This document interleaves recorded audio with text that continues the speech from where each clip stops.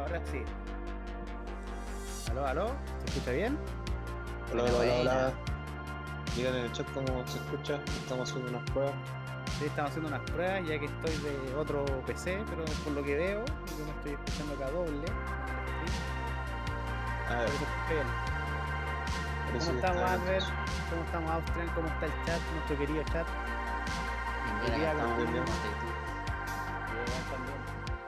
Llegué, o sea, me costó hacer toda la conexión remota a través de TeamViewer, pero se pudo.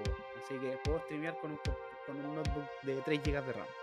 Puedo streamear con la tostadora. Bueno, el día de hoy, a ver, no sé si qué dice el chat. Bueno, lo malo es que no está contestando, entonces está complicado. Está un poco bajo, ya de ver. Un poco bajo. Déjame. Un segundo, a ver, vamos a ir acá. Ah, pues verdad, pues ya el audio en el escritorio. Le voy a bajar un poquito a la.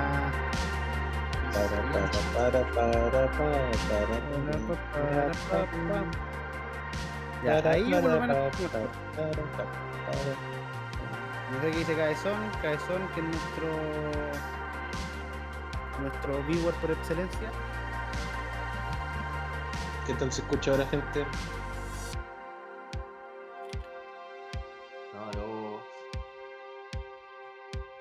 sí, se escucha muy fuerte la música, por ahí la bajé a ver.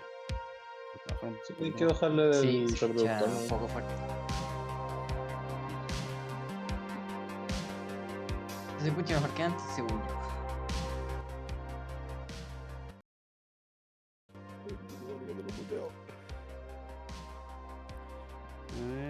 Ay, sí, a ver. Muteaste un segundo la música, weón. Sí, sin Te querer. caché. Está difícil, es que no lo puedo precisar. Ya, pero ahí se escucha mejor. Bueno, Debería estábamos- escucharse mejor.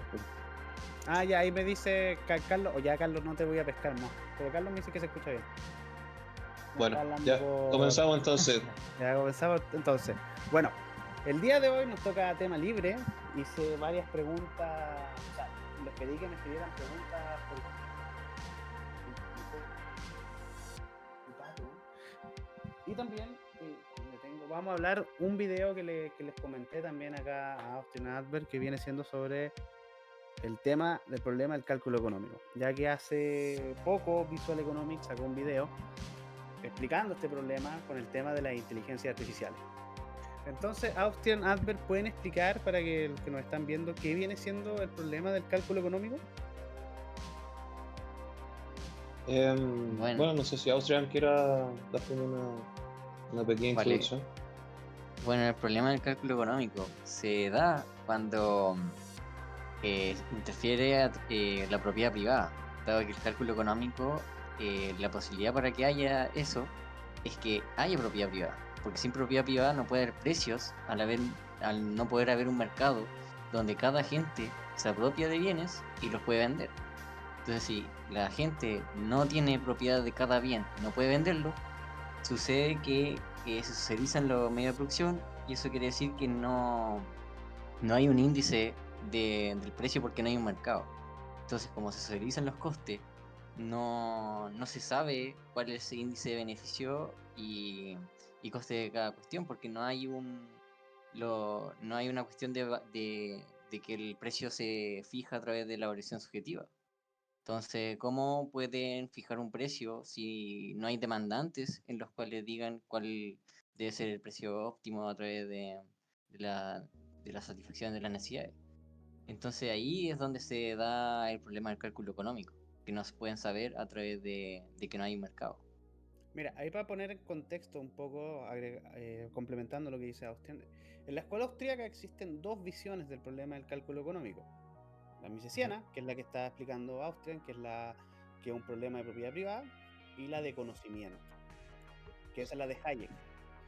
Así como manera de resumen, Hayek lo que plantea es que el problema del cálculo económico en el socialista es que no pueden saber, como la economía está centralizada, los que manejan la información ya no pueden saber lo que quieren los consumidores en cada momento y lugar. Entonces, por eso el socialismo está destinado a fracasar. Esa es la visión de Hayek.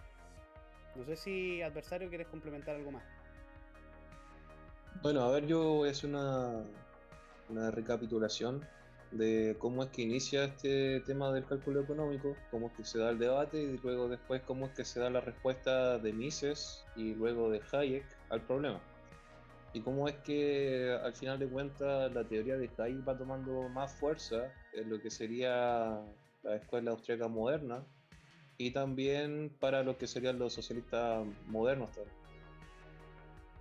Obviamente esto tiene consecuencias negativas, tanto por el tema de que los socialistas tratan de camuflar sus equivocaciones, no en algo que es imposible de reparar, sino que se van por el lado de Hayek y tratan de repararlo a través de la información y del conocimiento, cuando eso no es una cuestión de la cual se pueda lograr una economía socialista. Pero ahora lo van a entender a qué me refiero. Entonces el problema del cálculo económico empieza con Friedrich von Weiser, que fue más o menos como un estudiante, pero también fue cercano a Menger. No era como 100% estudiante de Menger, sino que más bien era como amigo y aprendió harto sobre todo el tema de la utilidad marginal. Friedrich von Weiser fue un socialista fabiano y fue uno de los que inició el tema de la segunda generación de la escuela austriaca, junto con Eugene von Baber. Entonces, él estaba muy interesado en cómo transportar estas ideas de la utilidad marginal a lo que sería el socialismo. Y se empezó a preguntar cómo es que esto se podría dar, cómo es que el socialismo, a través de la utilidad marginal, podría encontrar la mejor forma de tener un mercado. Pero al final de cuentas ese trabajo quedó inconcluso, solamente dio algunas ideas de cómo podría ser, pero nada relevante. Solamente lo relevante es que inicia un poco la discusión de ver cómo es que se podría dar en una economía socialista la producción de bienes y la satisfacción de las necesidades a través de esos bienes. Al final de cuentas eso es lo necesario o para eso sirve el cálculo económico. Después tendríamos a Otto Neurath, que es un socialista que no tenía idea de la utilidad marginal, pero él empieza a decir que es necesario o es mejor la economía de guerra que la economía en tiempos de paz, y que como la economía de guerra puede funcionar, y es un ejemplo práctico de que puede funcionar la planificación centralizada, entonces él apoya esto, de que tiene que haber una planificación centralizada ya no solo en la economía de guerra, sino también en los tiempos de paz. E incluso, como ya se puede a través del ejemplo práctico de la economía de guerra, en la cual el gobierno dice qué producir y qué se va a necesitar, entonces ahí estaría siendo como algo más directo y no se necesita dinero, incluso. Hasta llega a esa conclusión Neurath de que no sería necesario el dinero en una economía socialista, porque como sería todo planificado de forma centralizada, se dispondría de los bienes y también se dispondría de los bienes de consumo de forma totalmente planificada. Entonces a esto responde Ludwig von Mises, que ya se había acercado a este tema de si es posible un cálculo económico con la idea de Visser, y prefiere responder y a su vez también criticar a estas dos personas, que serían Visser y Neurath. Entonces escribe lo que sería el cálculo económico en la comunidad socialista. Y ahí Mises empieza a desarrollar su visión de cómo es que sería imposible el desarrollar una economía socialista. No es algo que funcione mal o que pueda ocurrir y que al final tenga desastrosos resultados, etcétera, sino que es imposible.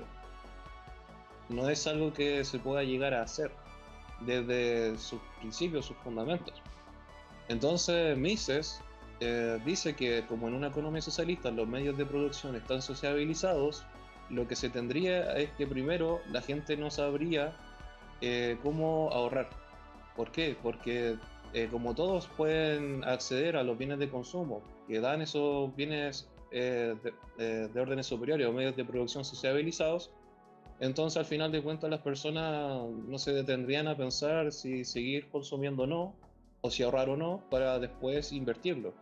E incluso se llegaría a tal confusión que las personas no podrían saber si algo, e incluso el gobierno, que se supone que es el que tendría que planificar esto de forma centralizada, no podría saber si lo que está haciendo es inversión o gasto. Confundiría la inversión con el gasto. Entonces, a partir de esto, es que también Mises critica la idea de Neurath a través de la planificación centralizada, eliminar el dinero y así empezar a usar una cuestión con los precios de forma directa, es decir, una planificación de precios o fijar los precios.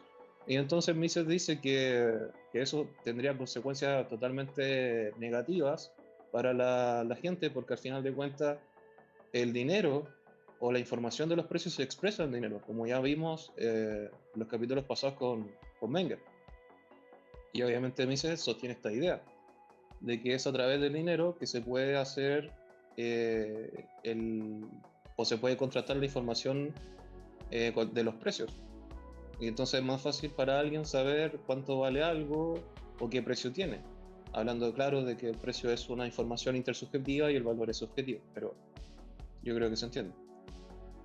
Entonces, al final de cuentas, Ludwig von Mises se refiere al problema del cálculo económico como una cuestión insalvable para el socialismo. No es algo que puedan llegar a hacer porque al final de cuentas lo que define un socialismo es la sociabilización de los medios de producción y la desaparición de la propiedad privada. Engels tiene un montón de escritos en los cuales va en contra de toda forma de propiedad privada, porque algunos también dicen, no, es que hay propiedad privada, pero de los bienes de uso, y no los bienes de intercambio, no en la mercancía.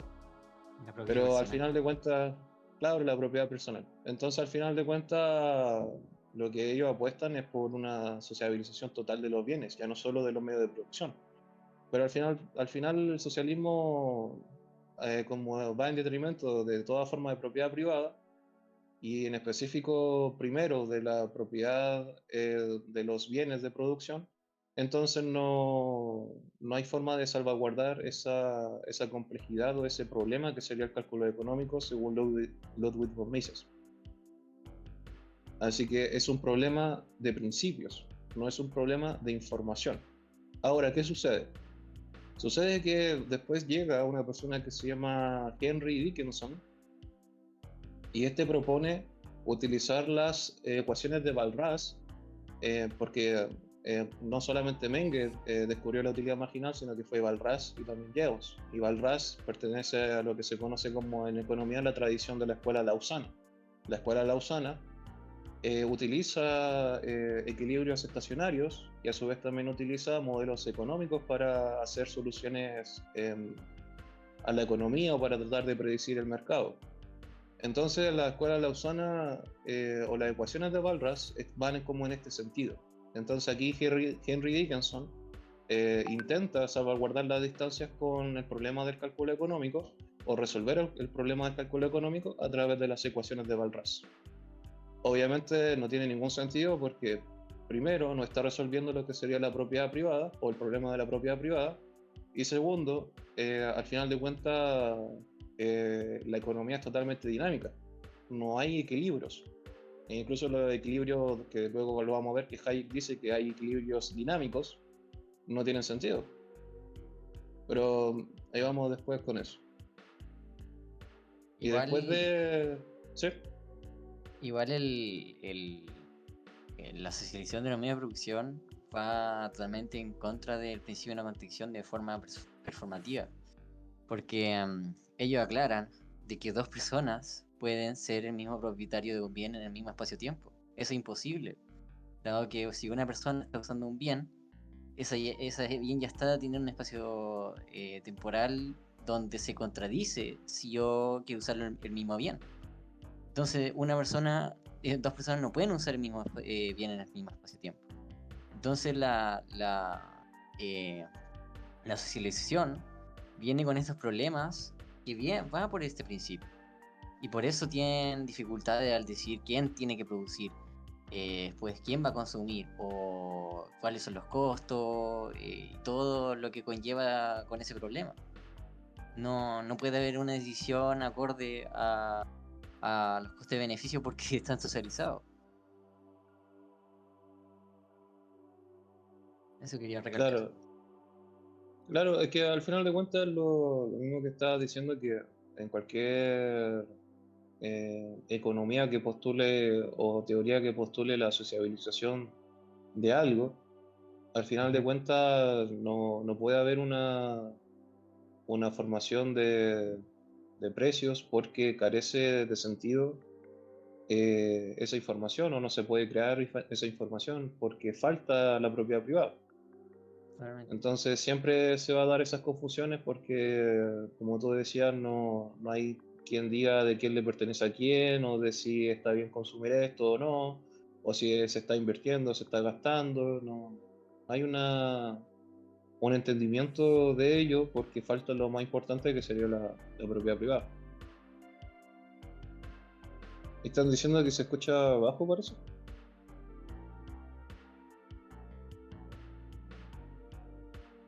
Está muy bien. Sí, ahí lo arreglé.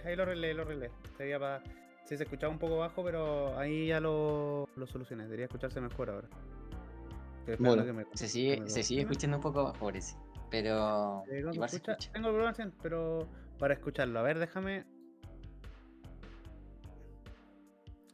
Espera, que mi stream en el PC de acá va atrasado. Dame un segundo. Para, Para escuchar cómo. para, pa, para, Fallas para, técnicas. para,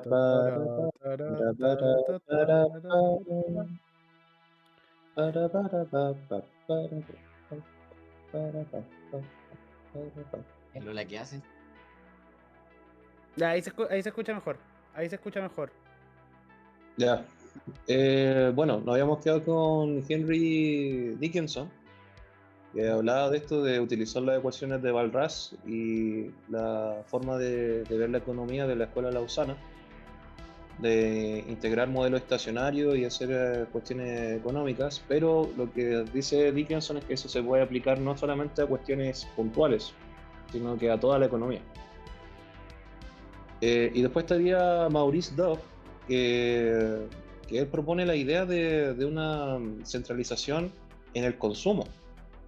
Es decir, así como en la economía de guerra que proponía Neurath, dice que puede haber una centralización en el consumo, es decir, un gobierno o algunos especialistas o expertos, etcétera, te van a decir a ti que tú tienes que consumir y por lo tanto ellos también podrían controlar la planificación centralizada para poder dar esos servicios, porque al final de cuentas ellos deciden que se consume. El problema con esto es que obviamente se pasa por encima del tema de la propiedad privada, no resuelve lo que dice Mises, y también está lo que sería el tema también que son las personas los que deciden qué necesidades satisfacer o no en el mercado. Entonces eso ya no sería un mercado, sería cualquier cosa. No sería una economía de bienes, porque ni siquiera las personas podrían decidir qué es un bien o no. Entonces, aquí se puede ver un poco cómo es que los socialistas tratan de parchar sus ideas con lo que sea, incluso ya yéndose a cuestiones totalmente estúpidas, y no tienen idea de cómo es que funciona la economía. Pero bueno, Dejan de lado totalmente la incertidumbre que está en la economía. Entonces creen que hay un determinismo ontológico donde los valores ya están dados y creen que ellos pueden saber de esos valores que están dados en un determinismo. Entonces es totalmente estúpido. Si la economía no se basa en un giro uniforme, sino que hay una incertidumbre donde hay valoraciones de las personas que van cambiando constantemente y solo la propiedad privada puede satisfacer esas necesidades y que tiene un índice de cálculo. Igual las empresas tienen problemas, pero la cuestión es que no hay imposibilidad de cálculo como en el socialismo. claro, y al final es que como esto está hecho para convencer a las personas y no para hacer una cuestión que esté bien, al final todo esto termina degenerando en grandes problemas. O sea, a mí ya en el artículo donde expone el problema del cálculo económico, él dice que no tiene sentido el intentar llevar a cabo lo que sucede en una economía aislada, es decir, en el escenario que pone Menger de que un agricultor hace un intercambio con otro y ahí es como más o menos observable sus intenciones y todo eso, pero no tiene sentido el llevar como esas intenciones o eso a algo más general en el mercado, porque es muchísimo más complejo y además que tú estás pasando por encima de lo que sería la propiedad privada y también las decisiones de las personas.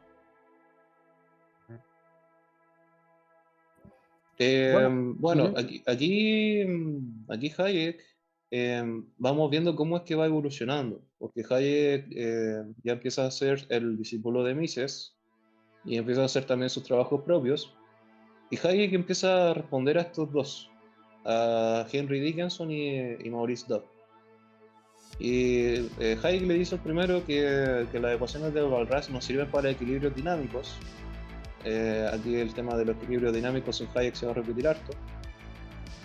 Incluso va a ser una cuestión central para lo que va a proponer después con la teoría del conocimiento. Y que además la capacidad de la computación que sería necesaria para hacer todos los cálculos y que funcionen esas ecuaciones de Walras en un sentido general en la economía es demasiado. Entonces aquí ya Hayek se desprende de lo que sería la imposibilidad del cálculo económico en el sentido de Mises, porque para Mises es una cuestión totalmente imposible. Aunque tú tengas un computador de la capacidad de computación a nivel de información de todo el universo, aún y así, tú no vas a poder resolver el problema del cálculo económico en el socialismo. ¿Por qué? Porque son las acciones del hombre y son las escalas valorativas de cada uno, lo cual va generando que nosotros nos apropiemos de algo, y ahí está el tema de la propiedad privada, y eso lo vayamos a utilizar para satisfacer nuestras necesidades de la mejor forma en que nosotros veamos conveniente. Entonces no tiene ningún sentido el decir acá, aquí Hayek se está desprendiendo totalmente de lo que dice Mises en un inicio, de eso, de que para Mises el problema del cálculo económico es una cuestión insalvable, pero para Hayek podría ser solucionable a través de una cuestión de computación. Entonces por eso se entiende, aquí ya se empieza a entender el porqué el tema del video. Proponían que una IA o una red neuronal podría dar algún tipo de solución o en parte al problema del cálculo económico en el socialismo.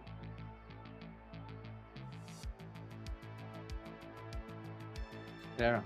Sí, ahí también está el Enrico Barone, que es italiano, que también cree que hay un equilibrio de mercado y que los valores están dados, y Hayek le contesta a través de esto de la información, que igual se podría derivar en que un estado descentralizado a través de, no sé, cantones como en Suiza, podría tener un cálculo a través de esa descentralización. Pero es totalmente incorrecto, porque sea descentralizado o no el Estado, igual va a tener imposibilidad de cálculo. Y eso lo mejora también Rothbard, que Rothbard ya toma todo lo que es el Estado es gasto.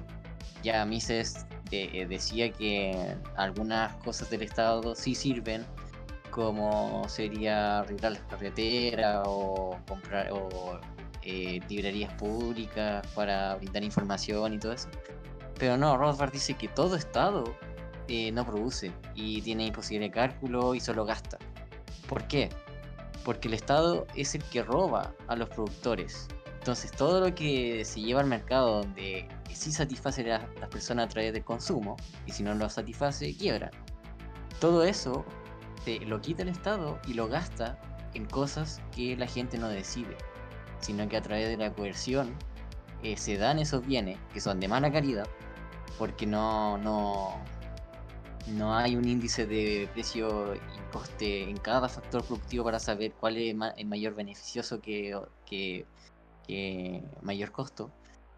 Entonces ahí ya Rothbard mejora el cálculo económico, llevando el cálculo en cada factor productivo de los medios de producción.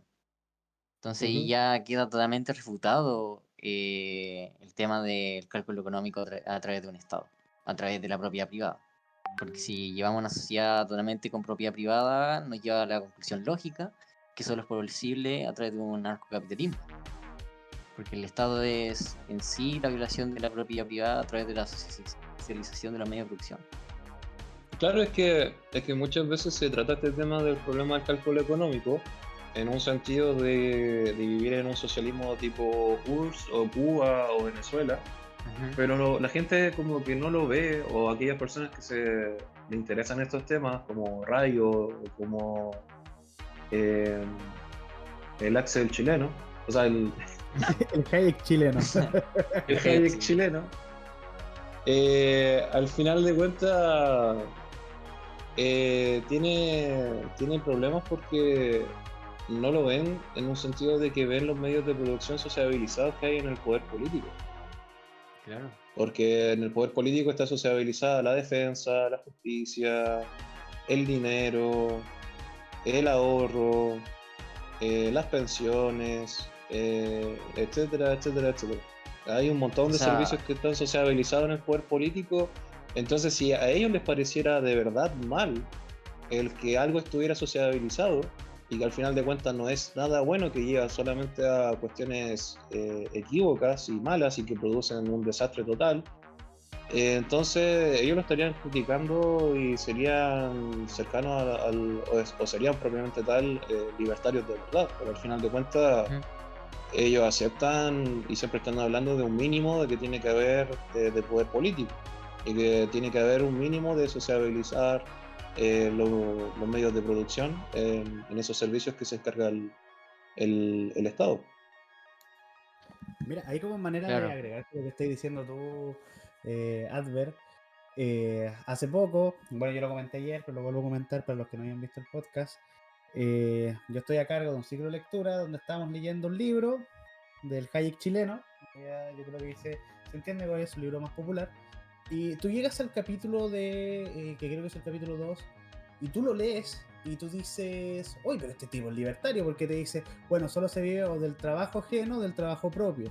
Y el Estado vive del trabajo ajeno porque crea derechos sociales, etcétera, etcétera, etcétera, etcétera, etcétera. Y tú dices, oh, mira, el tipo está bien. Pero nadie está diciendo que el Estado no sea necesario. Pero ¿cómo? Si me está diciendo que al final, porque lo plantea como en la tesis del libro, o sea, al principio nomás del capítulo, de que el Estado vive confiscando y vive de la fuerza, o sea, del trabajo de otros, lo pone así textual.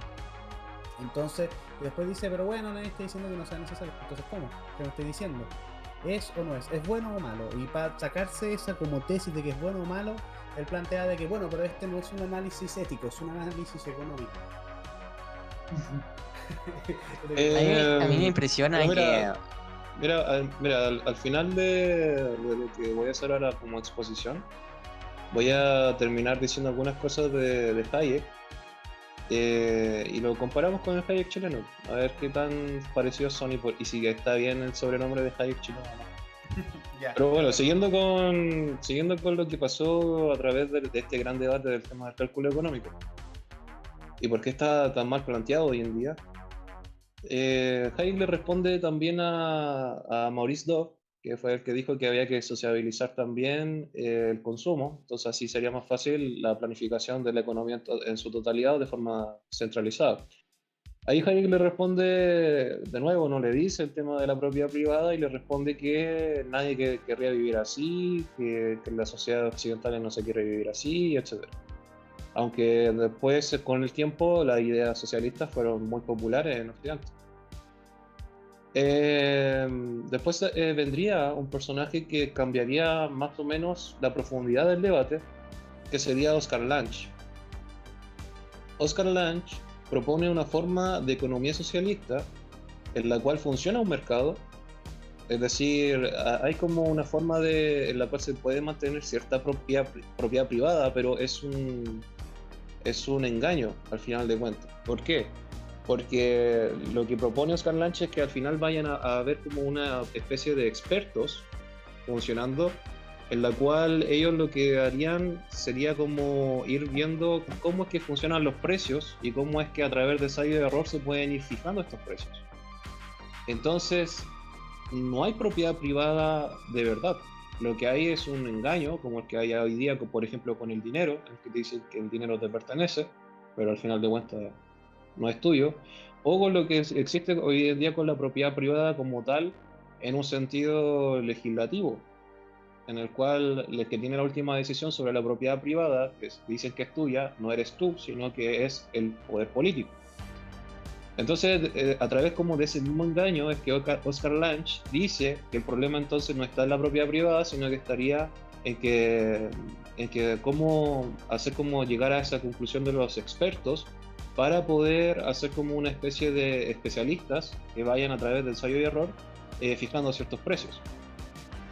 Entonces aquí es que Hayek ya se decanta totalmente porque no ve este engaño en Oscar Lange, se decanta totalmente por crear lo que sería su teoría del conocimiento. Y esto es lo que se ha traspasado en la época moderna de la escuela austriaca y también en ciertos círculos socialistas que proponen mercados que serían, o según ellos, que resuelven el problema del cálculo económico, Entonces, aquí es como Hayek llega a esta conclusión, de que ya no sería una cuestión de propiedad privada, no sería algo imposible.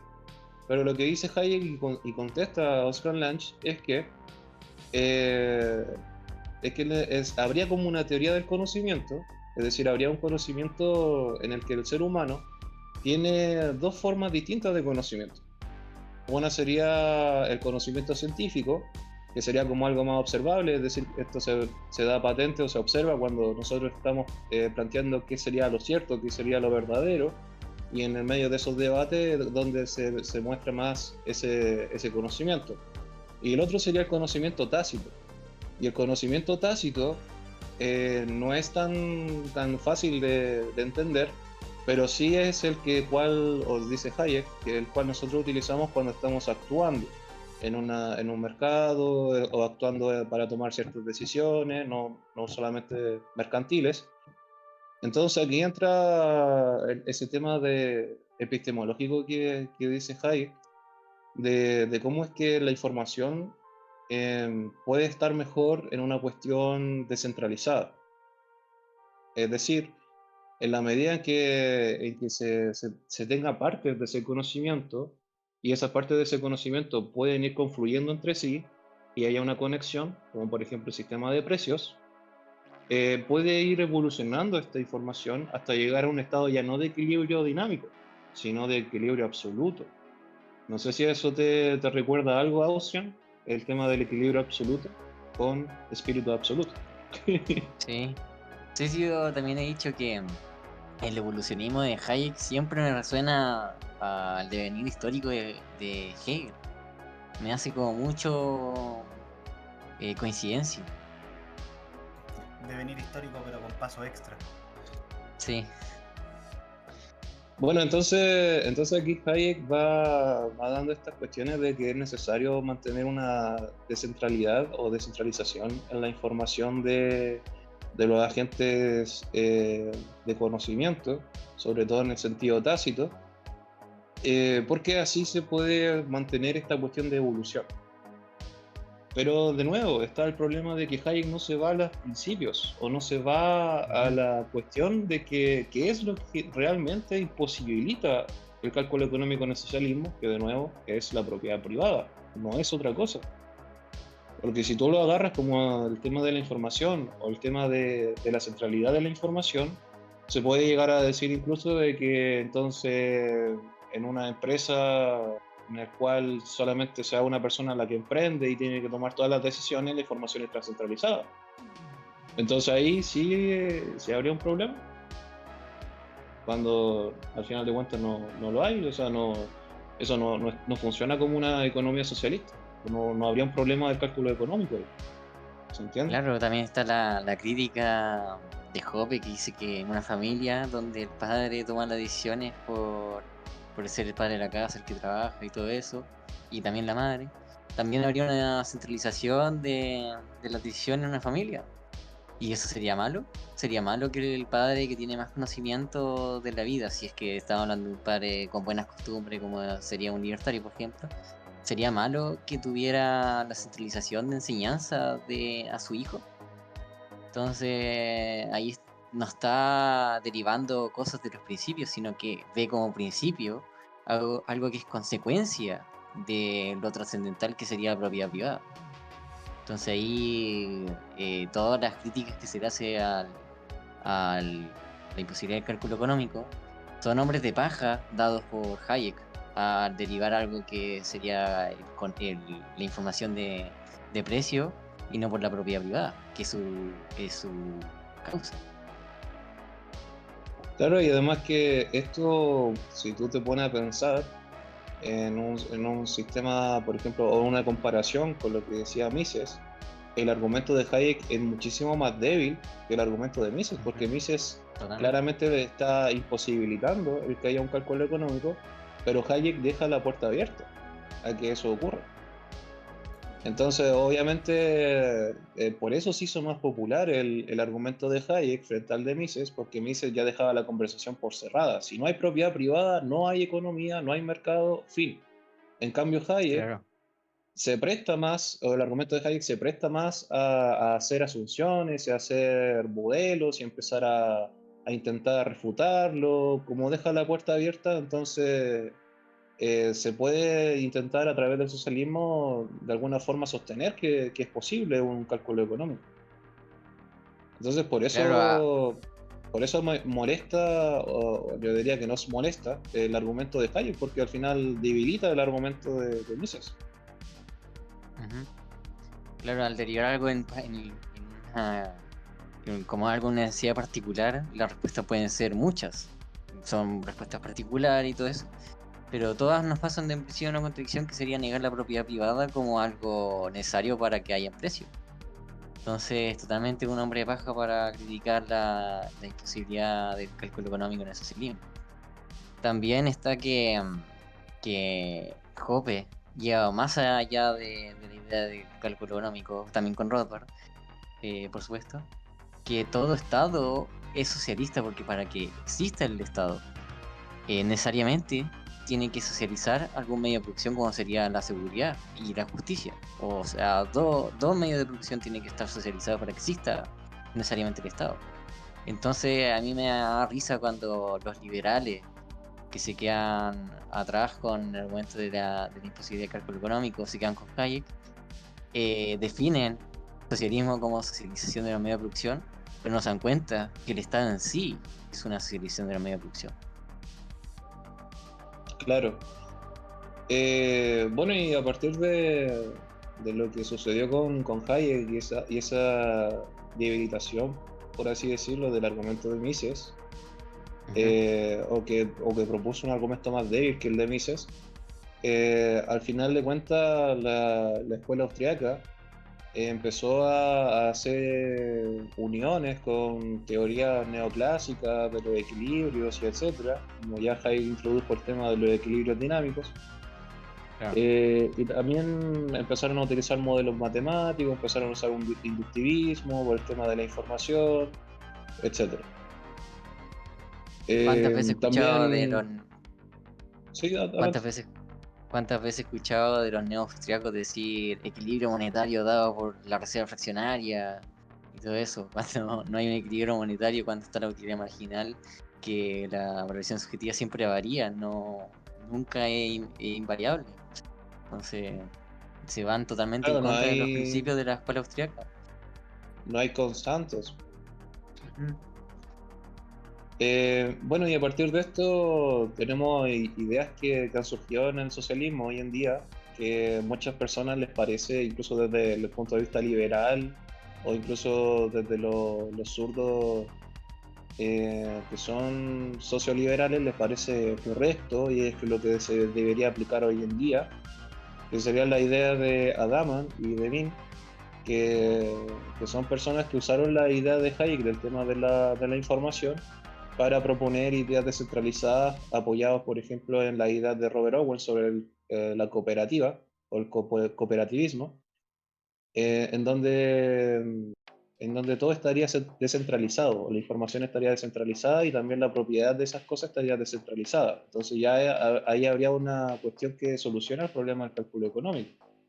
No sé cuántas veces ustedes han debatido con algún socialista y les termina proponiendo el tema de la cooperativa. Es algo muy popular dentro de su círculo. Demasiados.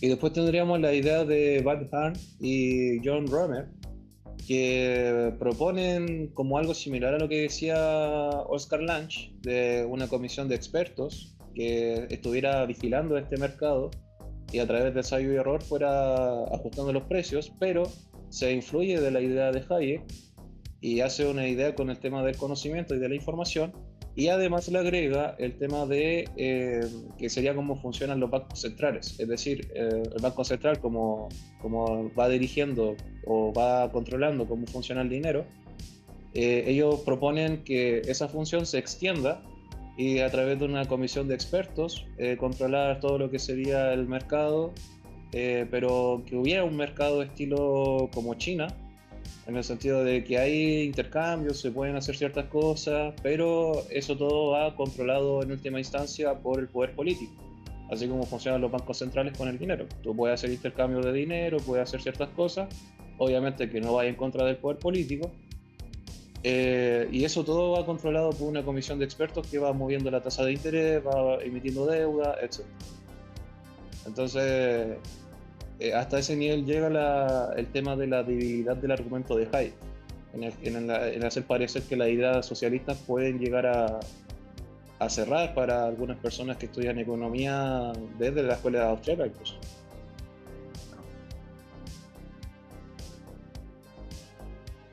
Bueno, hay que agregar que yo no conocía toda la historia de Hayek, así que me quedé súper atento escuchando, pero hay que agregar que el Hayek chileno, y esto como decía el adversario, esto se escucha ahora muy hoy en día, los defensores de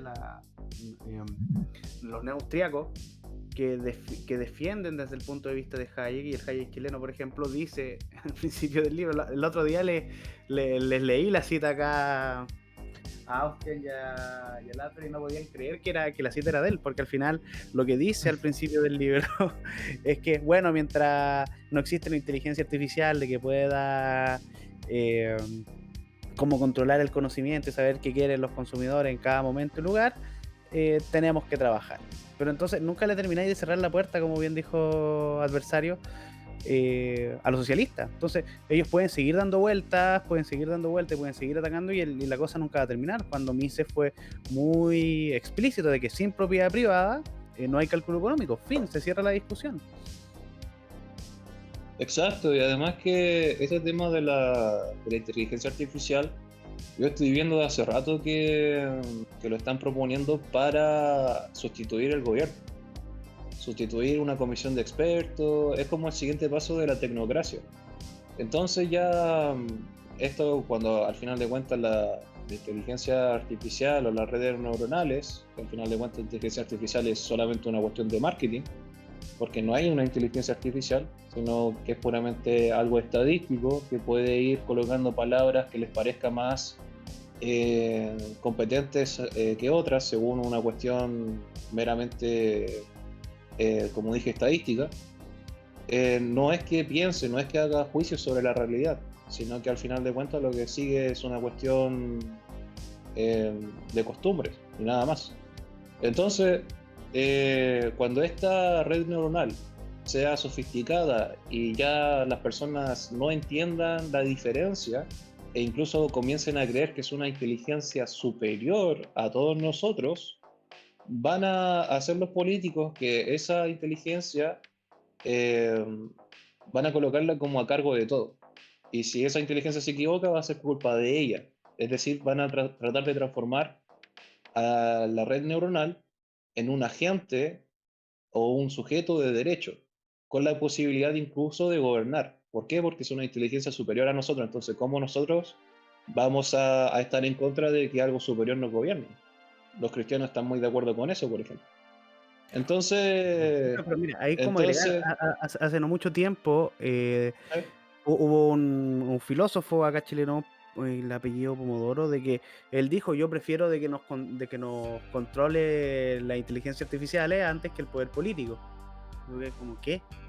Hay como agregar. Y esos mensajes ya se están difundiendo. Pero es que no sería ausencia de poder político, sería poder político, pero que al final de cuentas estaría maquillado con la legitimidad de una inteligencia superior, y que detrás estarían los políticos, porque obviamente como no es una inteligencia, no es un sujeto independiente, sino que siempre estaría dependiendo de la información de cuál los políticos quieren que ocupen o quieren que vaya legitimando.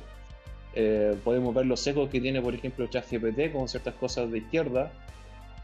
También podemos ver los sesgos que tienen distintos modelos de lenguaje con ciertas estadísticas que muestran o información que muestran.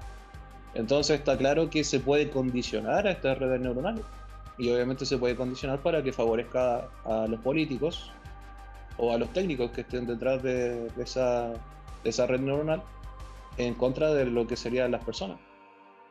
Entonces, eso es lo que yo estoy viendo que quieren hacer. Y con estas ideas de, por ejemplo, la economía sin mercado, es decir, una economía en la cual funcione únicamente con la inteligencia que propone este comunista, el Hayek chileno, quieren llegar a la conclusión de que puede ser posible un mercado en el cual todo esté sociabilizado y todo esté construido o sea, producido y que también nos haga consumir lo que esta inteligencia, entre comillas, superior y que esté controlada por estas personas, por estos técnicos, nos dé.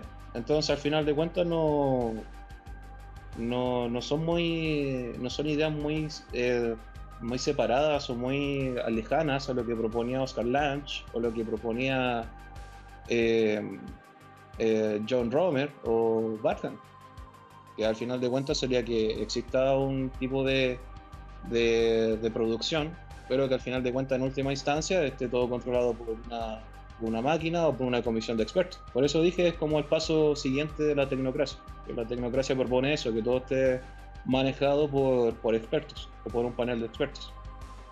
Claro. También pecan de historicistas, al creer que por datos pasados pueden saber las valoraciones de las personas, cuando no se puede saber porque cambian constantemente, son impredecibles. Que una persona haya valorado tal cosa al pasado no quiere decir que va a valorar de la misma forma o en consecuencia de eso va a valorar de distintas formas, sino que puede cambiar al minuto exacto por un X razón. Entonces eso no lo puede saber ni una IA, ni una persona que está en el poder político por elección, no sé, eh, de la democracia o divina, por puras pajas mentales que se justifican a través de un poder político. No se puede. Entonces ven como si los pensamientos fueron lineales y que no cambian constantemente. Entonces no sé en qué mundo vivían, si se sabe que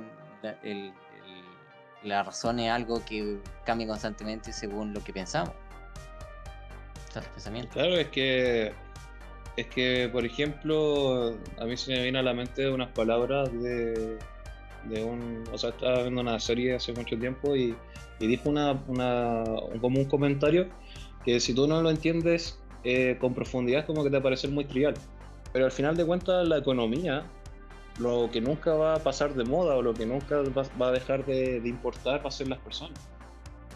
Ujú. Porque de ahí, de las necesidades de los agentes económicos, es que se están los bienes económicos, la utilidad marginal, la propiedad privada, etcétera. Entonces, si esto se deja de lado por la osadía de intentar simplemente controlarlo a todos y producir para que algunos estén como contentos y otros estén totalmente en la devastación, entonces no se va a ningún lugar porque ya estás pasando de la mayoría de personas o de las personas o de los agentes económicos que tienen su necesidad y tienen su escala de valores. Entonces no es algo, o sea, tú ya te das cuenta que no es algo que apunta a algo bueno, ¿no? Propiamente tal, es todo lo contrario. Bueno, igual para terminar, y ya ahora sí damos paso a las preguntas, sería leer qué es lo que Hayek considera que el gobierno debería de hacer o qué es necesario que el gobierno haga para más o menos limpiar esa cuestión, ese mito de que Hayek es un libertario, que quiere un capitalismo El tipo salvaje, haitiano, o que es radical y todo el cuento de que Hayek no, de que él está de acuerdo con el libre mercado y todas esas cosas. Entonces, según Hayek, el gobierno es necesario para realizar las siguientes funciones. No simplemente el cumplimiento de la ley y la defensa contra enemigos externos, sino que en una sociedad avanzada el gobierno debe usar su poder de recaudar fondos mediante el cobro de impuestos para promocionar un número de servicios que por diferentes razones no pueden ser proporcionados o no pueden ser proporcionados adecuadamente por el mercado. Entonces sería la protección contra la violencia, las epidemias o los desastres naturales, como inundaciones, y avalanchas, pero también muchas de las comodidades que hacen tolerable la vida en las ciudades modernas, la mayoría de las carreteras, la provisión de medidas estandarizadas y muchos tipos de información, que van desde registros de tierras, mapas y estadísticas hasta la certificación de la calidad de ciertos bienes y servicios ofrecidos en el mercado. funciones adicionales del gobierno son asegurar un ingreso mínimo para todos, y el gobierno debería distribuir sus gastos en el tiempo de tal forma que pueda intervenir como la inversión privada decae, es decir, aquí está hablando de arreglar las crisis a través de estimulación económica, no muy lejano de Keynes. Debería financiar escuelas y la investigación, como también hacer cumplir regulaciones de construcción y las leyes de pureza de alimentos, la certificación de ciertas profesiones, la restricción de la venta de ciertos bienes peligrosos como armas, explosivos, venenos y drogas. Y como también regulaciones de seguridad y salud para el proceso de producción y la provisión de instituciones como teatros, campos de deportes, etc. Es decir, de expropiación. Para mejorar el bien público, también considera que en general hay ciertas razones para crear, con el incremento general de la riqueza y la densidad de la población, la porción de todas las necesidades que puedan o pueden ser satisfechas solo por la acción colectiva. Considera continuará creciendo. Además, el gobierno debería implementar un sistema extensivo de seguro obligatorio, supuestamente coerción para evitar mayor coerción. Entonces, al final de cuentas, esto es una crítica que le hace Hoppe a Hayek. Entonces, al final de cuentas, Hayek quiere un montón de cosas a través del gobierno, o ve que el gobierno debería tener esas cosas necesariamente. Es decir, no es si el gobierno debería de preocuparse de eso o no, sino que el gobierno tiene que preocuparse de esas cosas porque el mercado simplemente no puede, según Hayek, hacer frente a eso, o dar esos servicios o productos. O sea, con lo que me leíste ahí, te está admitiendo de que existen los monopolios naturales, que la propiedad privada se reconoce básicamente a través del Estado. Bueno, yo tenía, o sea, sabía que Hayek tenía estas tendencias, o sea, era socialista, pero no sabía qué tan socialista era después de escuchar esto. Bueno, ¿y se parece o no al Hayek chileno? Oh, ¿para qué no? Sí, sí. ¿Para qué no? Sí, sí. No, anda, claro, porque al final, ¿en qué se sustenta todo esto? Porque por ejemplo, Hayek en el camino de servidumbre, no, que al final tú empezáis cuando tú tienes una economía socialista, sea cual sea, ¿ya? El hombre termina sirviendo a la ideología de turno, entonces no es libre, etcétera, etcétera, etcétera, pero después él mismo empieza a poner, ya bueno, pero el Estado tiene que hacerse cargo de esto, tiene que hacerse cargo de esto. Entonces se contradice también con cosas que él mismo dice. Claro, entonces muchos dirán, no, es que Hayek era minarquista y quería solamente que hubiera por parte del poder político defensa y justicia, o O legislación, o sea, cosas así. Pero Hayek está diciendo que tiene que haber un mínimo de ingreso para todos, es decir, una redistribución de la riqueza, que tiene que existir información que el gobierno tiene que asegurar, como el tema de los mapas y todas esas cosas. También que tiene que haber una inversión cultural, es decir, teatros, temas de cine, todo tipo de cuestiones que el gobierno hace ahora. E incluso yo diría que en algunas partes el poder político ni siquiera hace todas las cosas que Hayek dice que tiene que hacer. Entonces es como muy, Mal ahí estado. muy como contradictorio el decir que Hayek era una persona que era un liberal radical o ya casi un libertario. ¿No? Yo diría que es puramente un socialista. Un más socialista que la muerte que otra cosa. Claro. un socialista que al final primero debilitó las ideas de Mises y luego sirvió para hacer el palo blanco para un montón de estupideces que han salido últimamente y ya, no es una... Y bueno, y también, bueno, esto no lo vamos a tocar hoy día porque es un poco más complejo, a través del tema del orden sensorial debilita también las ideas de Mises y en última instancia las de Kant, con el tema de las categorías. Entonces por eso no es un individuo que se deba de promocionar. Al final de cuentas, dentro de lo que hizo fue un gran desinformador de todo. No ayudó prácticamente en nada, todo lo contrario, causó muchísimo daño. Casi tanto como la figura de Milton Friedman. Pero eso lo vamos a tocar otro día. El Keynes enano. Bueno, El eso me hizo keynesiano.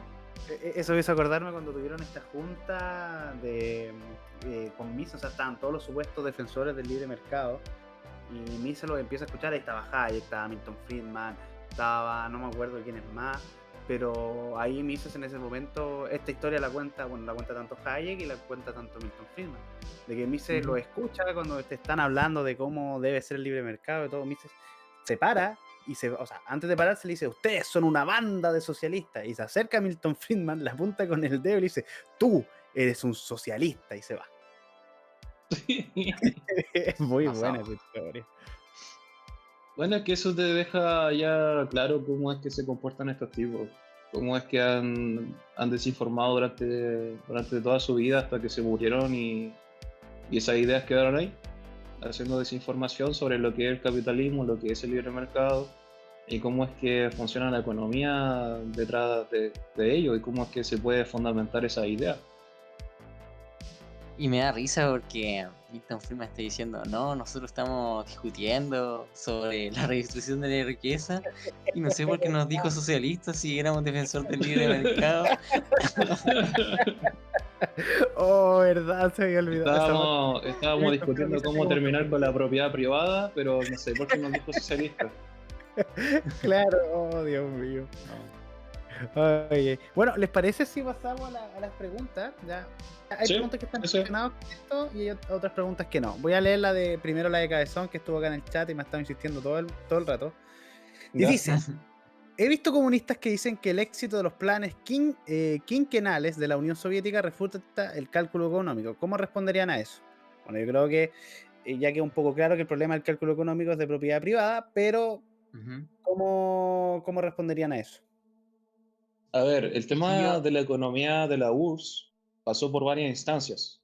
La primera sería lo que hablamos de Dickinson, que lo que proponía era la economía de guerra.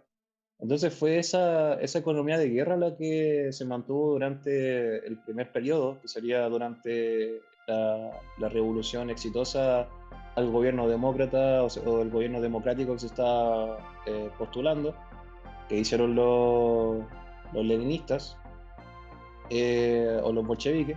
Y ahí entonces se empieza a hacer el tema del ejército rojo contra el ejército blanco, y ahí estaba metido también el ejército negro, que al final de cuentas fue traicionado porque eran anarquistas, y los anarquistas siempre son utilizados y después asesinados por los comunistas.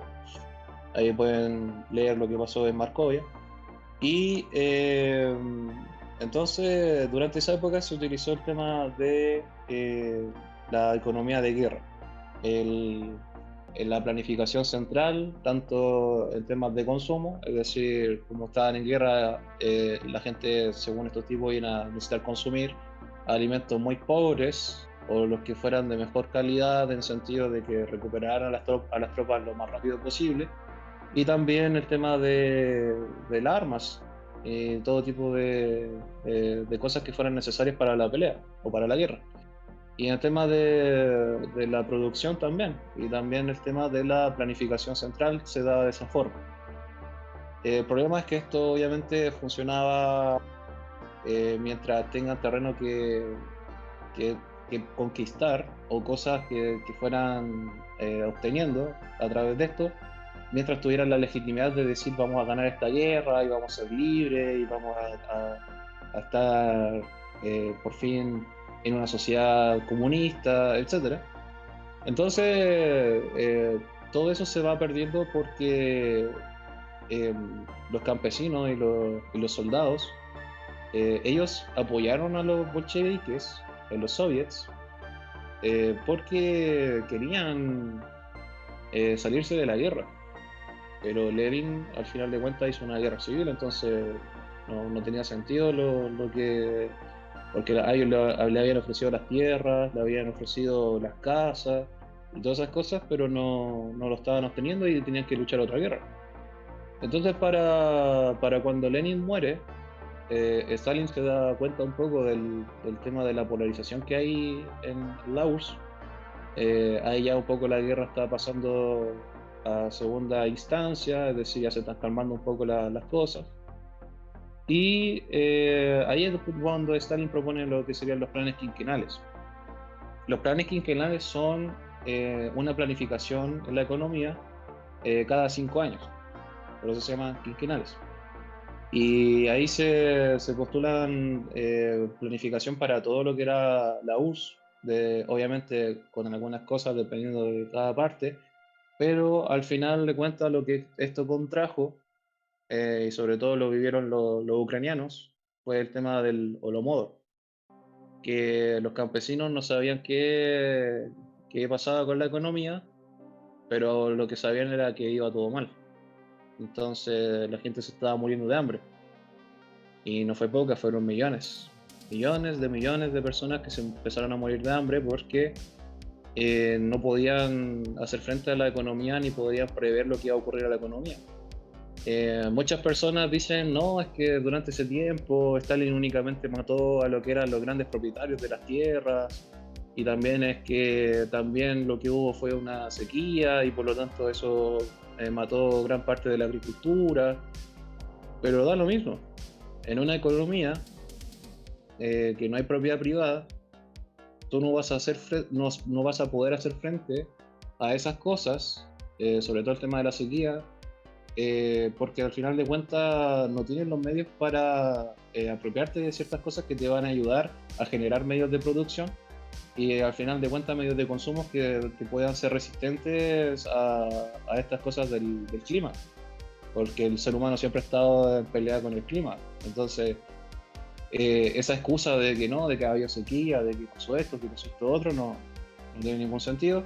Y bueno, y también matar a los propietarios, obviamente está totalmente mal, y eso trae consigo el problema de que otras personas se hacen cargo de los bienes que tenían esas personas y ya no pueden hacer frente porque ya no está el conocimiento detrás de lo que sería cómo manejar esos medios de capital, que en este caso sería el tema, todo lo que tenga que ver con la agricultura, tanto del campo, la tierra, cómo plantar, cuándo cosechar y todas esas cosas no se tienen bien entendido. Y obviamente el matar a una persona inocente por quitarle sus tierras, eso es totalmente malo. Sí, y también Así está que el los planes... punto de que... Sí, no, al final los planes quinquenales no fueron un gran desastre y eso. Claro. Y también está el punto de que siempre de que te digan, no, es que está comprobada la cuestión, no, que tú digas que esté comprobado no quiere decir que sea así. La experiencia tiene que tener una teoría de atrás para que demuestre la posibilidad de cómo puede ser posible eso. Entonces si te dicen, no, es que los planes quinquenales fueron eficientes, tendrías que demostrarlo a través de una teoría que diga las necesidades de cómo es posible. O sea, tiene que refutar la imposibilidad del cálculo económico en el socialismo, y como no puede porque sería una contradicción performativa por negar la propiedad privada, que es la necesidad para que pueda haber cálculo, simplemente no puede. Y todas esas cuestiones de que dicen que la experiencia refuta la teoría es totalmente absurda, porque de lo particular no puede sacar lo universal, la experiencia sensible es difusa. Entonces, al ver tus experiencias, no quiere decir que de esas correlaciones hay una causalidad. Tú que tienes que explicar la causalidad a través de unos principios desarrollados a través de la lógica. Bueno, ahí creo que también que siempre te ponen como los tipos de, no, es que se producía tanto hierro, se producía tanto alimento, sacos de papa, o se producía tanto... Pero al final de cuentas eso no es un mercado exitoso. Es como decir, no, es que la planificación centralizada sirve porque llevó un hombre a la luna. No, porque al final de cuentas tú puedes decir o planificar hacer algo y poner a toda la gente detrás de eso, pero tú estás sacrificando un montón de personas que tienen su escala valorativa, que tienen que quieren cubrir sus necesidades, y también que tú estás utilizando un montón de medios de producción que se pueden utilizar para hacer otras cosas y que se vaya generando una buena forma de dinero o una buena forma de medios de producción o buenos medios de consumo o bienes de consumo, perdón, y que eso genere una mejor calidad de vida para todos. Pero al final de cuentas lo que está haciendo es destinar eso a algo que el poder político dice que tiene que ser destinado, y estás condenando al hambre a muchas personas, y también estás haciendo una destrucción de ahorro, una destrucción de capital Claro. que es invaluable. O sea, ¿cuánto dinero se gastó en todo ese tema de mandar a alguien a la luna por el simple hecho de hacerlo? Como cuando cambiaron un submarino por Pepsi. Ah, también, sí. Oh, Dios mío. Oh, qué risa. Bueno, ahí agregar de que hay un libro muy bueno que se llama La abundancia roja, que a mí me da mucha risa porque ahí habla del tema de los inspectores de precios, cuando la Unión Soviética ya estaba a punto de colapsar y ya no sabían cómo manejar el tema de los precios. Permitieron el mercado negro, en un momento permitieron el mercado. Entonces tenían los inspectores de precios. ¿Qué hacían? Como la economía centralizada no sabía qué precios poner, iban como, no sé, como si fuéramos a la feria, iban al mercado negro y decían, a ver, ¿a cuánto está el kilo de papa? Por decir algo, 3 lucas, ya. Entonces nosotros lo tenemos que vender a 3 lucas. Y llegaban así, y así estaban todos los días.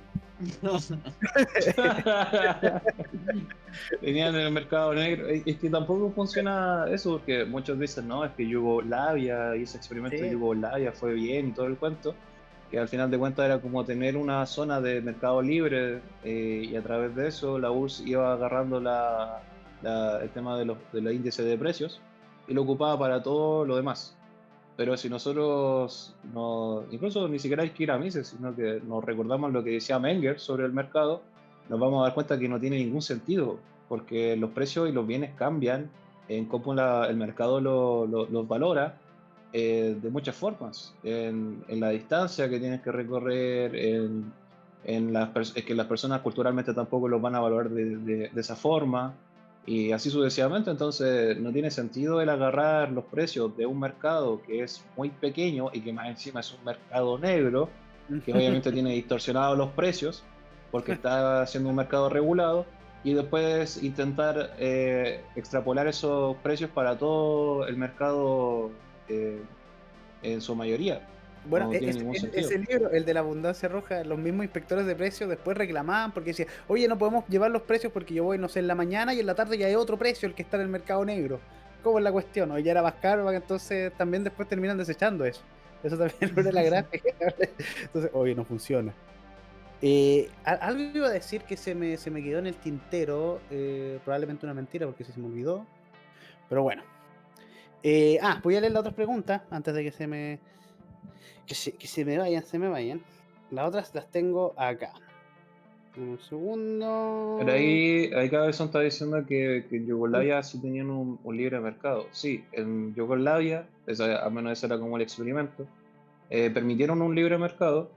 El problema es que, como dije, estaba el problema de que no puedes agarrar una zona específica que genere un mercado y agarrar su índice de precios para extrapolarlo a todos los demás, porque se devaloran de forma distinta en cuanto a espacio-temporalidad y en otras cosas como la cultura y eso. Entonces, no, aunque tú quieras regular los precios de esa forma, no se va a poder. O sería como cuando, no sé, algunos socialistas dicen que le pueden copiar los precios al Estados Unidos y tenerlo en su mercado. Tampoco funcionaría. Y lo que pasó con Yugoslavia es que como tenían libre mercado, empezaron a aflorar la idea incluso de algunas cosas como más tirados al libertario, y querían hacerse su independencia y querían tener ese libre mercado para siempre ahí. Entonces ahí ya la URSS tomó la decisión de matar a algunos y quitar ese libre mercado. Bueno, ahí también tocar de que, eh, o sea, agregar así un paréntesis, de que el libre mercado al fin de cuentas siempre termina mejorando la vida de las personas. Porque hace no mucho estuve viendo un documental de Corea del Norte, de un ruso que fue para allá. Ujú. Bueno, y Corea del Norte, todos saben que es como, bueno, a los comunistas les encanta Corea del Norte, a pesar de que la gente se esté muriendo de hambre, de que si alguien tiene un pensamiento distinto a algo, ni siquiera te meten preso a ti, te meten preso a toda tu familia, ¿no? O sea, castigar inocentes. Bueno, siempre el comunista le gusta ir en contra de los inocentes, porque andamos con cosas. Y es increíble que cuando llega Kim Jong-un, él, muchas comillas, demasiadas comillas, pero para que se entiendan, se liberaliza un poco el mercado en el sentido de que permite el mercado negro de ciertos productos. El simple hecho de que esas personas pudieran comerciar libremente entre ellos, no sé, estamos hablando de arroz, papa y todo, mejoró la producción un montón y la calidad de vida un montón, solo haciendo una cosa tan pequeña. Entonces, es muy interesante ver ese documental porque este ruso que va para allá, porque graba como medio de incógnito y va grabando el mercado negro y cómo es la utopía comunista, te muestra eso. Pero si antes de lo que ocurriera con Deng Xiaoping en China, a Deng Xiaoping se le ocurrió la idea de empezar a utilizar políticas económicas más cercanas al keynesianismo, porque observó que había un mercado negro de tierras en zonas que son de campesinos o de agricultura, en donde los campesinos tenían un mercado negro de tierras en el cual se repartían las tierras entre ellos y le colocaban un precio y empezaban a transaccionar con ellas o transaccionar con lo que sacaban o producían de esas tierras. Entonces ahí Deng Xiaoping tomó la decisión de acercarse un poco más a lo que serían las políticas de estilo keynesiano, que obviamente permiten de cierta forma alguna forma de mercado, pero siempre controlado y también controlando el dinero. Y ahí ya China repuntó un montón. O sea, pasó de estar en la pobreza misma a estar casi ahora siendo una potencia que pelea con Estados Unidos. Pero tiene sus días contados porque, como dije, siguió políticas económicas keynesianas y todo eso tarde o temprano lo va a explotar. Es cuestión de tiempo, ¿no? Claro,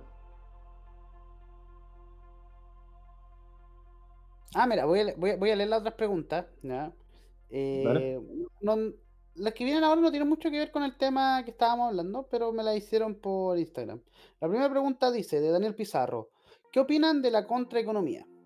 Yo ahí quedo un poquito, no sé qué es, probablemente conozco el término, pero no conozco, o sea, pero no sé a qué se refieren. La Se refiere contraeconomía con el del algoritmo. algoritmo. Sí, el Ah, algoritmo. Ujú. ya, Ahí, ya. opción, explícalo tú.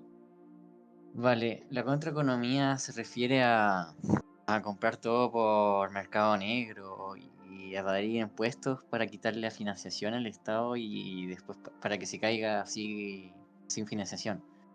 La cuestión es que el Estado no se va a caer por no tener financiación cuando ya tiene socializado el dinero, por ejemplo, puede crear deuda y financiarse a través de deuda. Si no se legitiman las buenas ideas, que sería el estar en contra del Estado por ser un mal en sí, que sería el poder político, no se va a caer el Estado si no hay una legitimidad de esa idea de parte de las personas que viven en esa sociedad. Entonces proponer para que se caiga el Estado a través de un simple hecho como la contraeconomía, sin una legitimidad previa a las buenas ideas, no va a pasar nada, porque las personas pueden evadir impuestos por no estar de acuerdo con el gobierno de turno o por X razón, pero igualmente por estar de acuerdo con un poder político. Entonces no tiene sentido acabar con el Estado sin un cambio de mentalidad. Claro, además que yo pienso de esas ideas que son como medio, ahora que está de moda, estoicas, porque es como tratar de convivir de alguna forma con el poder político y no necesariamente yendo en contra o promocionar las cosas que están como en contra del poder político, porque es como intentar hacer su cosa aparte o intentar como convivir con eso que está ahí sin ir directamente en contra. Claro. Eso es lo que me refiero. Entonces, es como lo que propone el estoicismo, de que tú no puedes hacer nada por lo que está pasando y entonces tienes que intentar de que emocionalmente controlarlo y todo eso, pero en última instancia no hacer nada. Y al final de Mm. cuentas el algoritmo se queda como en eso, no va como más allá de decir, no, es que esto es malo y se puede proponer hacer esto y esto otro, pero no van realmente en contra del poder político. De Y hecho, el hasta mercado sectas negro, socialistas los anarquistas, los anarcocomunistas los aceptan totalmente para combatir contra el Estado. Claro, entonces al final de cuentas dicen combatir en contra del poder político, pero al final proponen o se juntan con personas que son totalmente contrarias a las ideas que dicen defender. Y Así te es. das cuenta de que son contradictorios.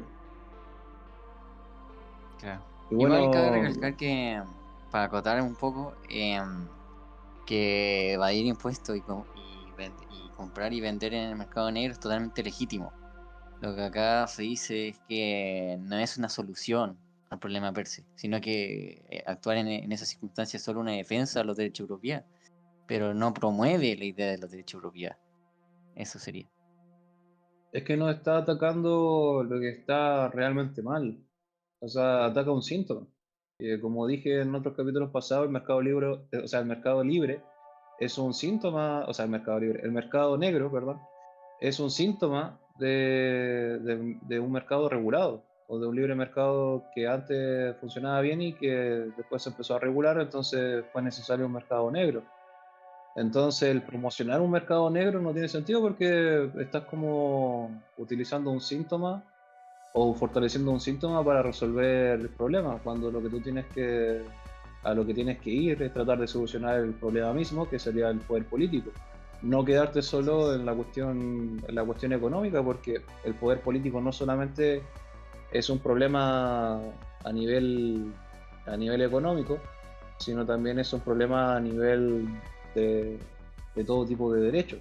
Y como todo tipo de derecho tiene que ir con la propiedad privada, también es un problema de, ¿cómo decirlo? Ético. No se queda únicamente en la cuestión pura económica, sino que tiene que ver con una cuestión ética y también profunda, porque en la medida que nosotros legitimamos un poder político, estamos legitimando una distopía en la cual no es posible seguir avanzando como civilización. Así es. Y, y estamos promocionando una forma de sociedad en la cual se castiga al inocente y ser indulgente con el culpable. Entonces, ese tipo de sociedad tiene que desaparecer. No hay nada que se pueda salvaguardar de ese tipo de sociedad. Y eso es lo que nosotros proponemos como libertarios, el ya extinguir esa forma de pensar en las personas y empezar a generar de nuevo una civilización.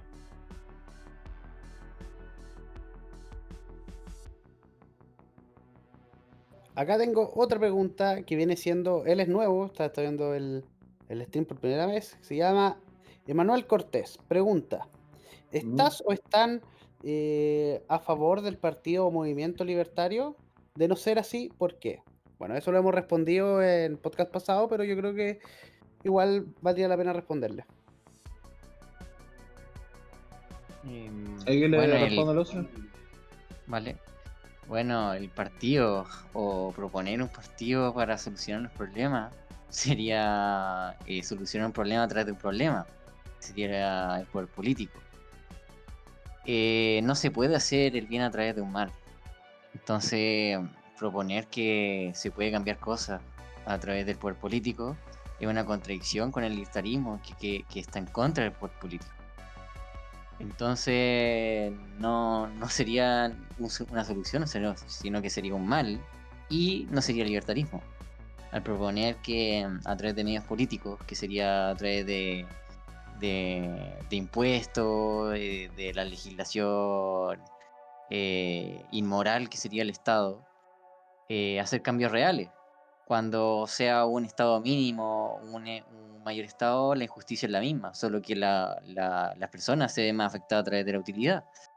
Pero el mal es el mismo, no hay un menor mal y un mayor mal. El mal es un absoluto, en la cual se viola la propiedad privada, ya se está haciendo un mal. El Estado viola la propiedad privada a través de su existencia, es un mal. Entonces no se puede proponer que a través del mal se pueda hacer el bien. Totalmente una contradicción. Claro, o sea, es lo que complementando lo que dice Austrian, uno tiene que hacer el bien a través del bien, no es una Sí, po. eh, No una gran, sí, una gran iluminación ni nada por el estilo. Es una cosa bien simple.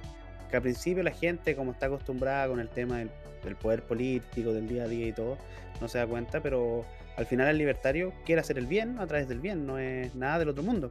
Y hoy en día está lleno de, entre comillas, libertarios, ya sea como el desahogo, Milei, etcétera, que dicen, no, pero no sé, en el caso de nosotros, ustedes, ¿qué proponen? Se quedan con Discord y que somos pinochetistas también nos dicen de repente. Y nada por el estilo, pero ellos terminan fomentando partidos y terminan distorsionando totalmente el mensaje, que terminan haciéndole mucho más daño a lo que viene siendo realmente lo que es el libertarismo. Es que al final es como una cuestión, no sé, a veces pienso que es ingenuidad el intentar creer que se puede de alguna forma a través de reformas políticas hacer un cambio en la sociedad. Pero si tú realmente al momento de generar un cambio verdadero en la sociedad, tú crees que la única forma de hacerlo, o sea, estamos hablando de un cambio para bien, porque se supone que el propósito que ellos tienen en su cabeza es hacer algo para bien. Obviamente, si tú quieres destruir todo, te vas por el poder político. Pero es como extraño el cómo ellos quieren hacer algo para bien y lo hacen cuando tienen la oportunidad, se van por el poder político y no por la propiedad privada. Es totalmente, no sé, me parece como un pensamiento mágico incluso. El tema de creer o una disonancia cognitiva, el estar todo el día discutiendo y peleando en contra del poder político, pero cuando tú quieres hacer un cambio para bien en el mundo o en tu país, lo quieres hacer a través del poder político, sabiendo de los problemas que hay en el poder político, sabiendo la burocracia que hay detrás, sabiendo el tema de la ley de hierro de la oligarquía, sabiendo todas esas cosas que te van a impedir hacer verdaderos cambios desde el poder político para bien. Es como bien estúpido. O sea, no hay como otra palabra.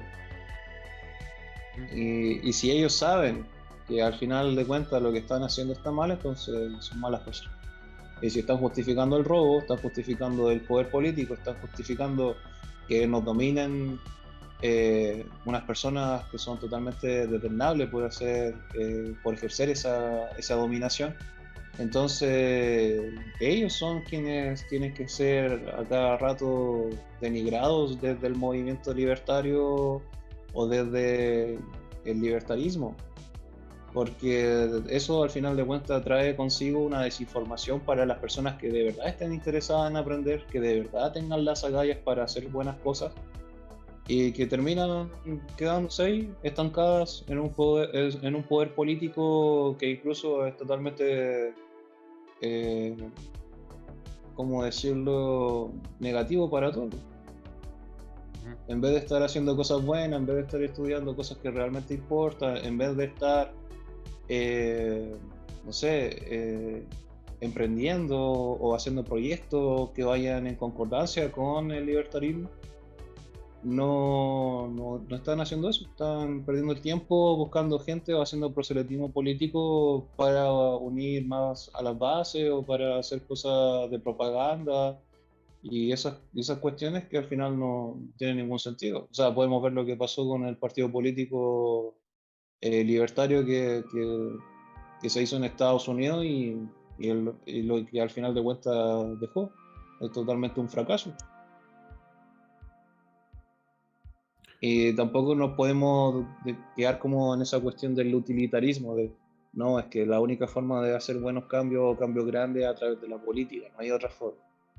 Pero incluso así, eh, nosotros siempre apostamos por la propiedad privada, porque sabemos que sabemos que está bien, no porque sea lo que funcione, sino porque sabemos que está bien y no hay otra forma de hacer las cosas de buena forma.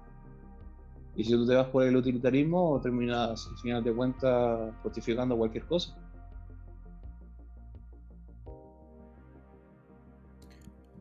Bueno, acá tengo otra pregunta que viene siendo, esta la hace Sat, que dice, eh, ¿Cómo se puede refutar el tema del proteccionismo? Ya que yo soy de Argentina y siempre me estelazo en el servidor y siempre me hablan de que el proteccionismo ayuda a la industria nacional y qué sé yo, etcétera. ¿Cómo le responderían? Bueno, yo creo que si Sat, te invito también a ver a los podcasts que tenemos en el pasado, yo creo que con eso puedes fundamentar mejor, pero ¿cómo le responderían a él su pregunta? Bueno, que el proteccionismo es totalmente una barrera de entrada al libre mercado, porque estás impidiendo que entre competencia de otros lugares. Y entonces, tanto el comercio en general se ve perjudicado de esa manera. Dicen, no, es que es para apoyar la industria nacional y todo eso. Pero lo que no dicen es que tanto las personas que habitan en un territorio se benefician por la venta de productos de manera internacional. Por ejemplo, mi papá tiene una empresa de riego y compra productos internacionales.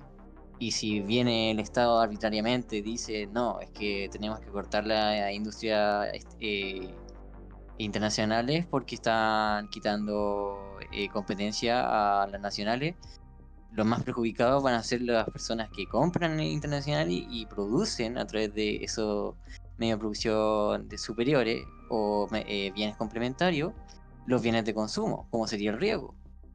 Entonces eso afecta en toda la economía de todos los lugares. Y que el Estado diga, no, es que este territorio es nuestra cuestión.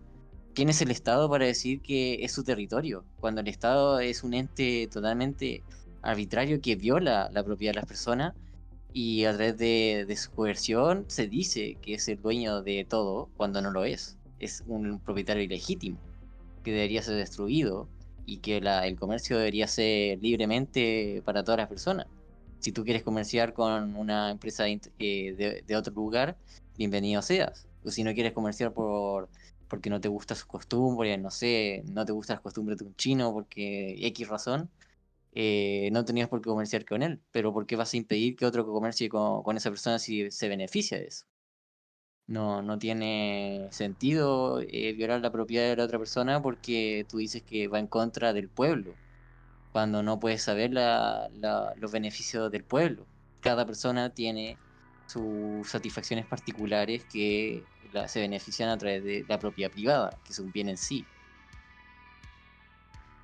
Entonces es absurda la idea del proteccionismo.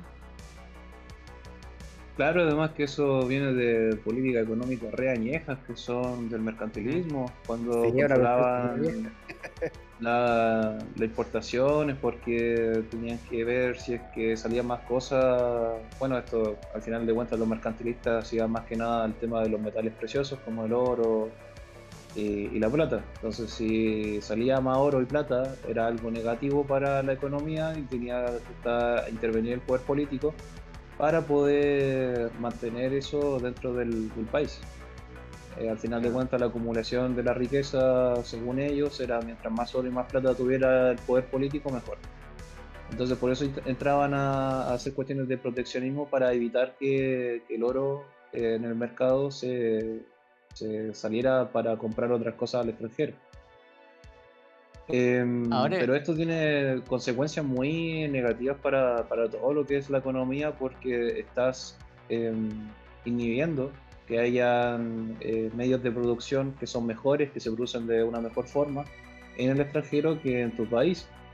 Y tampoco a través de, bueno, también está la idea del desarrollismo, el tema de que tienen que esto le gusta mucho a los fascistas y a los nazis, tienes que desarrollarse cosas dentro de tu país para hacer una economía autárquica, es decir, que dependa de sí mismo, que ya no dependa de otras cuestiones extranjeras. El problema con esto es que tu economía no necesariamente va a poder desarrollar cuestiones que son mejores versus lo que obtenías de otras personas en el extranjero. Entonces nunca se va a poder hacer, por ejemplo, Argentina tiene el tema de hacer autos y al final de cuentas la calidad de esos autos que se hacen en Argentina son muy malos y son muy caros. Entonces, ¿de qué sirve tener ese proteccionismo en el tema de los autos si al final de cuentas no están siendo competitivos en los bienes de producción y al final de cuentas en un montón de cosas los argentinos prefieren venir a comprar acá temas de tecnología o un montón de bienes que en su propio país. Entonces es como muy negativo para la economía de cualquier país todas estas medidas proteccionistas y también autárquicas que proponen. Sí. Hegel influyó mucho en el proteccionismo por la idea del espíritu del pueblo y que a través del comercio se van esa identidad del pueblo a través de la globalización y todo eso. Pero Pero al final es puro al peo final de mental cuentas para responder todas las críticas que hicieron.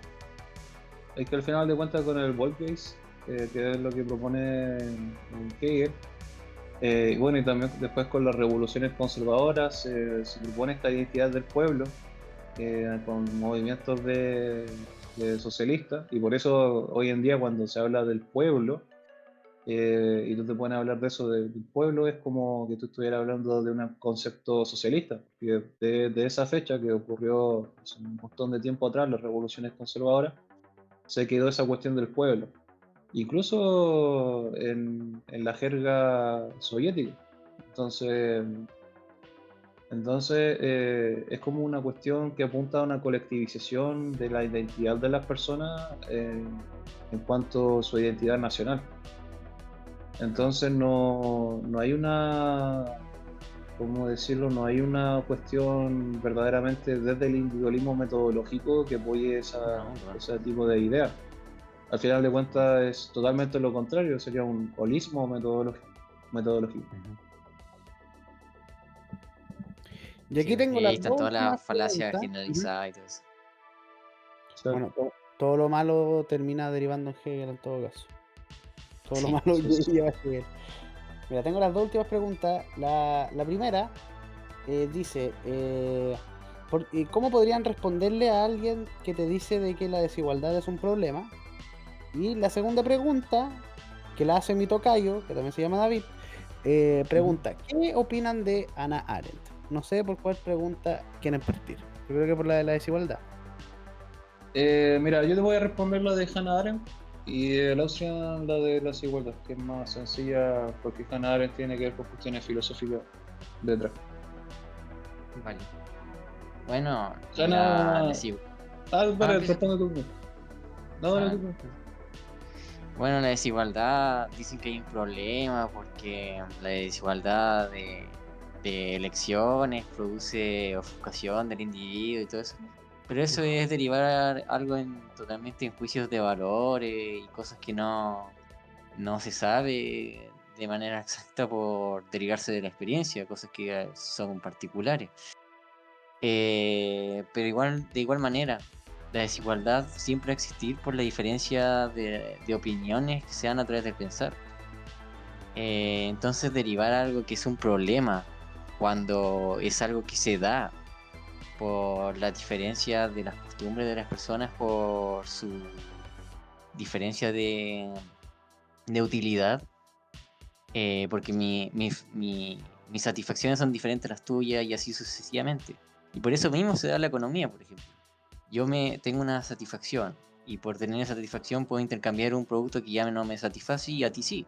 Eso es una desigualdad, no hay una equivalencia en la cual no puede haber comercio.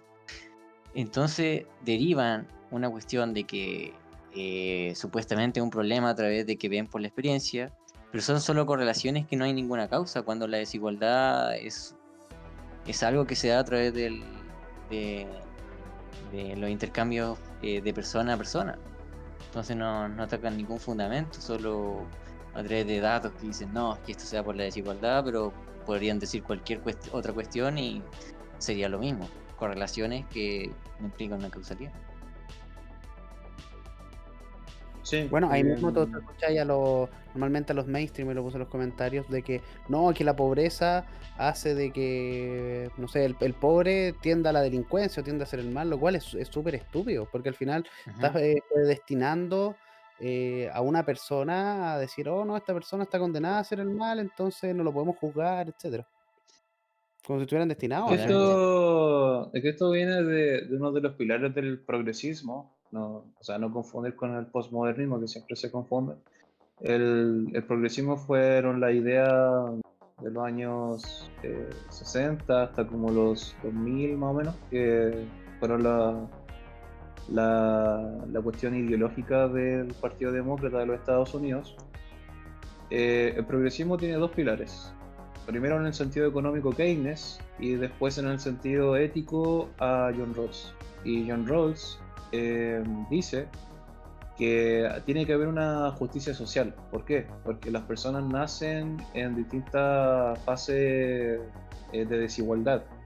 Entonces, como sus entornos son desiguales, en el sentido de que hay unas personas que nacen con mejores calidades de vida que otras, esto deriva al final de cuentas que haya una parte de la sociedad marginalizada, en la cual va a ser más posible que esa parte marginalizada de la sociedad terminen siendo criminales y terminen causando problemas a largo plazo. Entonces lo que dice John Rawls es que de esta forma es como un neocontractualismo que propone, que el Estado tiene que intervenir para realizar justicia en un sentido de redistribución de la riqueza, y por eso es que se justifican los impuestos, se justifican los bonos, se justifican un montón de cosas que se supone que el Estado tiene que hacer para darle justicia a esta desigualdad que hay en términos económicos. Entonces desde ahí, de esa idea de John Rawls, es que se popularizó el tema de la desigualdad y que todos tienen que ser iguales en un sentido de que no pueden haber millonarios porque entonces eso trae desigualdad y tiene que entrar el Estado a redistribuir la riqueza para hacer que no haya personas marginalizadas en la sociedad y que terminen siendo criminales. Entonces por eso no es raro ver personas que les gusta Keynes o les gusta la economía mainstream, que son neokeynesianos, tienen algo que ver con Keynes, que justifiquen estas ideas. Porque al final de cuentas, en el tema de la desigualdad se justifica o se determina que las personas pobres necesariamente tienen que ser malas.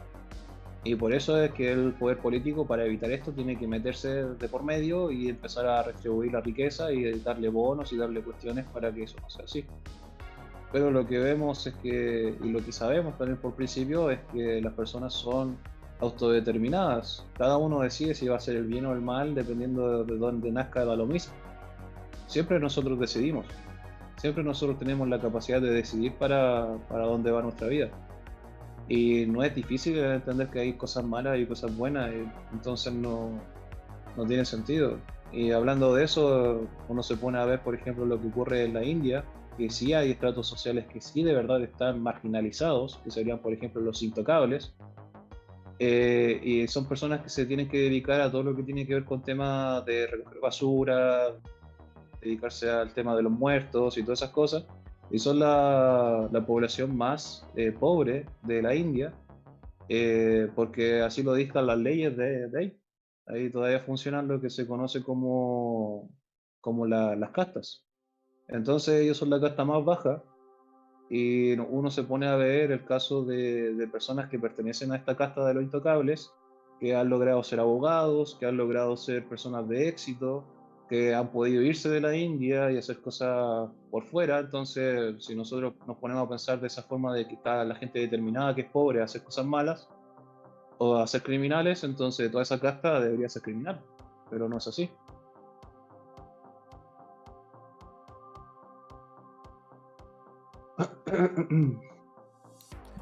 Bueno, y para terminar la pregunta de Hannah Arendt, para la persona. Bueno, al final con Hannah Arendt tendríamos que ver de dónde viene esta persona.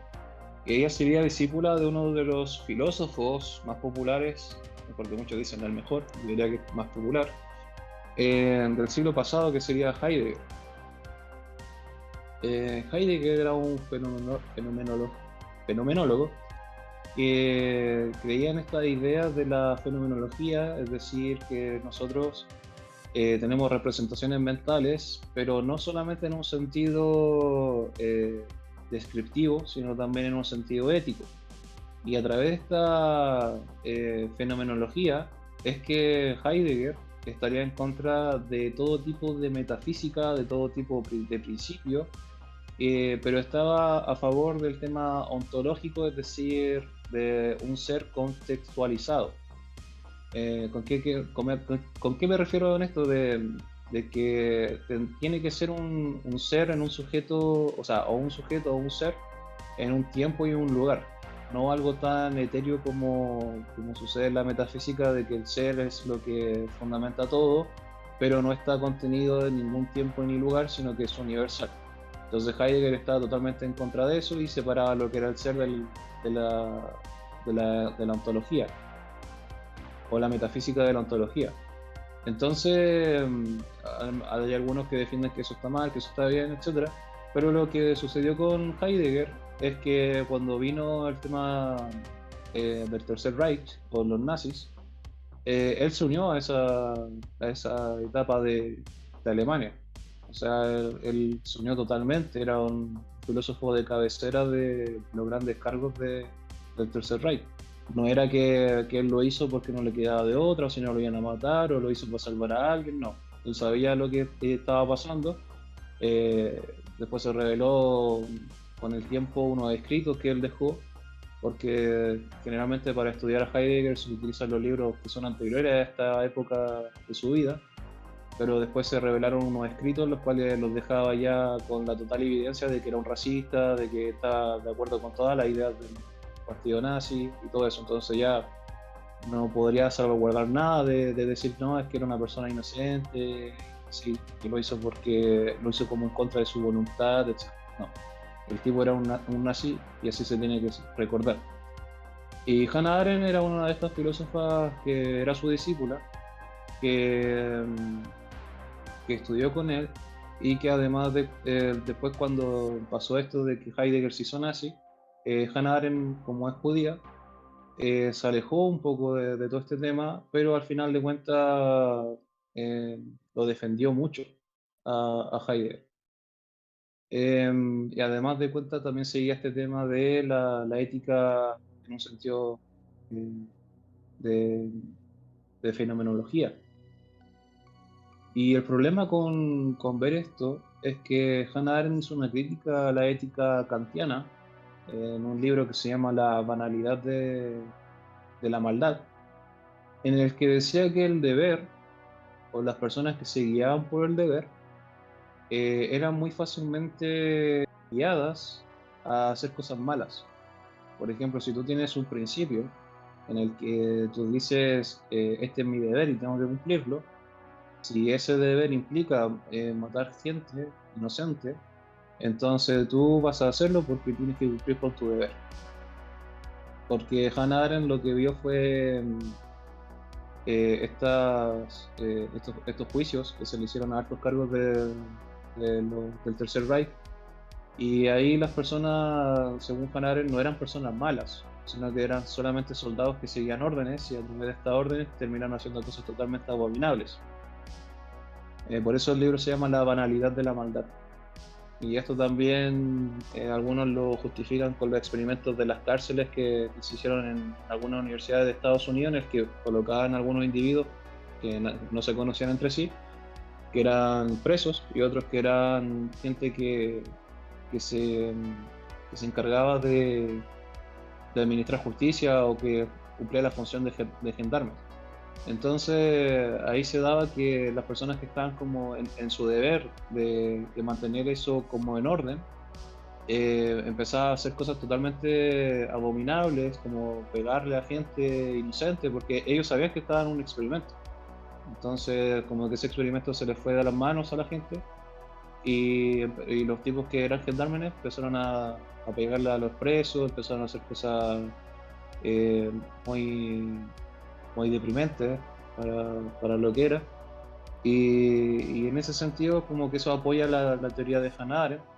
Y también está este experimento de los pulsos eléctricos que también se desarrolló en una universidad, creo que es la de Yale, en la que un experto, entre comillas, eh, le dice a una persona que tiene que apretar un botón, que da un pulso eléctrico a una persona que está respondiendo unas preguntas.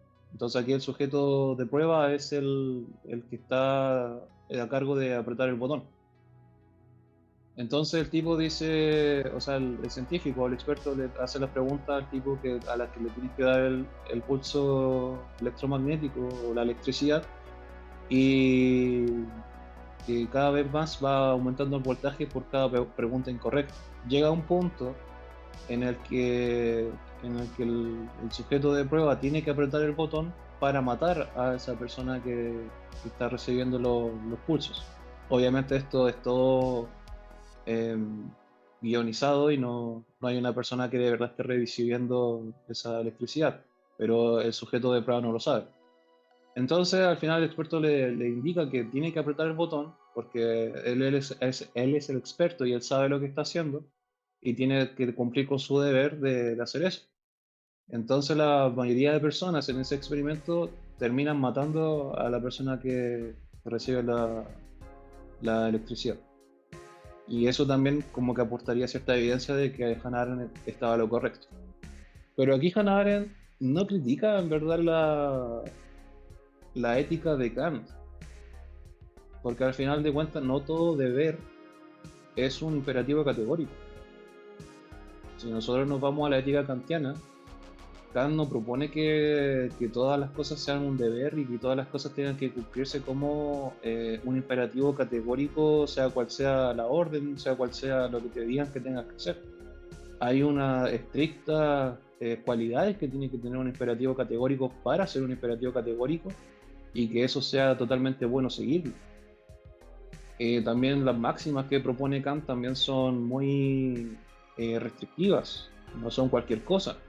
Entonces Hannah Arendt en su ambición de tratar de refutar a la teoría moral de Kant o la ética de Kant, termina fallando rotundamente porque termina proponiendo que cualquier deber tiene que ver con Kant, pero no es así. Y eso más que nada con Hannah Arendt, y hay un montón de tipos que les gusta Hannah Arendt. Yo creo que donde trabaja el David, siempre como creo que están hablando de ella, porque es una tipa muy cercana a las ideas liberales, de ese sentido, de ese corte como bien tibio. No tengo como otra palabra para definirlo, porque es así como que sí, me gusta la libertad, pero tiene que haber un Estado, y que sí, me gusta el libre mercado, pero tiene que haber regulaciones, y todo el rato está así. Entonces por eso es como una figura bien promocionada dentro de esos círculos liberales. Bueno, hemos llegado ya al final del podcast. Hoy día participé un poco menos porque este computador de repente como que veo que se me pega, así que dije... "Ah". Pero bueno, al chat, hoy día tuvimos casi todo el rato 8 o 9 personas estables. Muchas gracias por acompañarnos. Austin Albert, yo creo que este podcast quedó muy bueno. Me están preguntando, sí, Carlos, lo vamos a subir a YouTube, porque yo sé que no lo viste entero, así que esto va a estar, lo vamos a subir a YouTube en un ratito.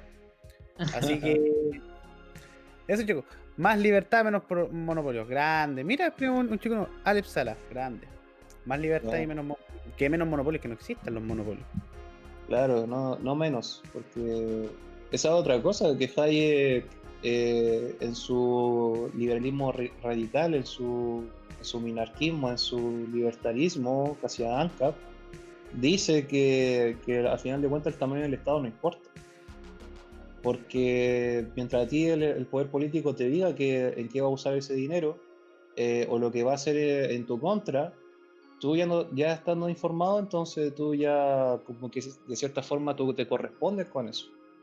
Entonces da lo mismo todo lo que haga el poder político mientras te lo informe, no hay ningún problema para Hayek. Así de libertario es Hayek.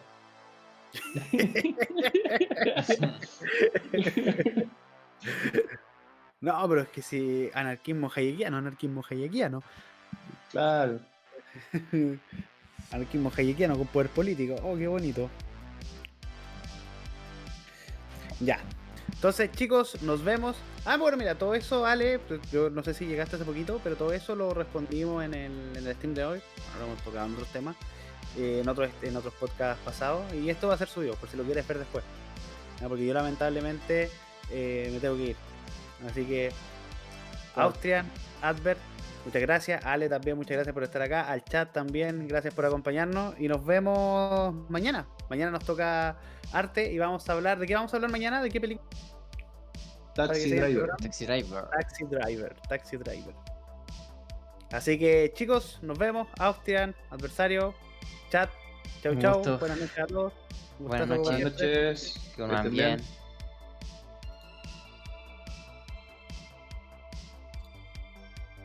Estuvo bueno.